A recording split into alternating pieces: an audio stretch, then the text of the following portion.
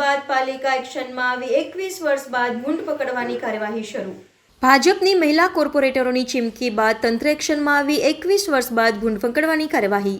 શહેરના બાપોદ જગાતનાકા વિસ્તારમાં વડોદરા મહાનગરપાલિકાના ઢોર શાખા દ્વારા રખડતા ભૂંડ પકડવાની કામગીરી હાથ ધરવામાં આવી। 50થી વધુ ભૂંડ પકડવામાં આવ્યા।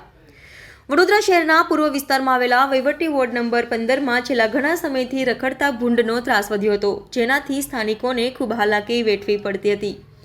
ભૂંડને કારણે ખૂબ જ ગંદકી થતી હતી, સાથે જ નાના બાળકો માટે ભૂંડથી ખતરો પણ ઊભો થયો હતો, જે અંગેની લોકોએ સ્થાનિક કાઉન્સિલરોને રજૂઆત કરી હતી, જેથી સ્થાનિક કાઉન્સિલરોએ આ મુદ્દે સભામાં રજૂઆત કરી હતી, જેના પગલે પાલિકા તંત્ર દ્વારા ભૂંડ રાખનાર માલિકોને નોટિસ પણ ફટકારી હતી।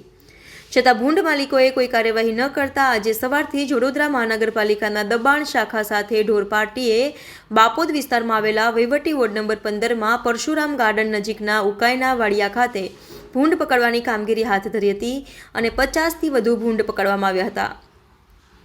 પાલિકાના અધિકારીના જણાવ્યા અનુસાર આ કાર્યવાહી હજી 2-3 દિવસ સુધી ચાલુ રહેશે। અત્રે ઉલ્લેખનીય છે કે શહેરમાં પાલિકા તંત્ર દ્વારા લાંબા સમય બાદ ભૂંડ પકડવાની કામગીરી હાથ ધરવામાં આવી રહી છે।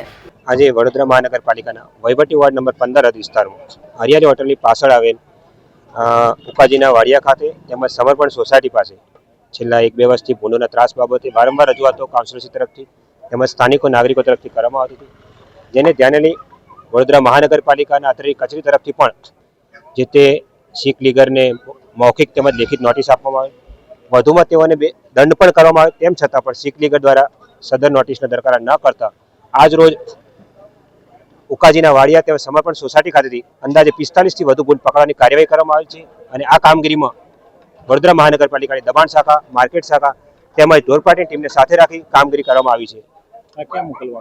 આ ભૂંડને વડોદરા જિલ્લાની બહાર તેમજ જરૂર જણાયથી ગુજરાત રાજ્યની બહાર પણ મૂકવાની કામગીરી કરવામાં આવી છે।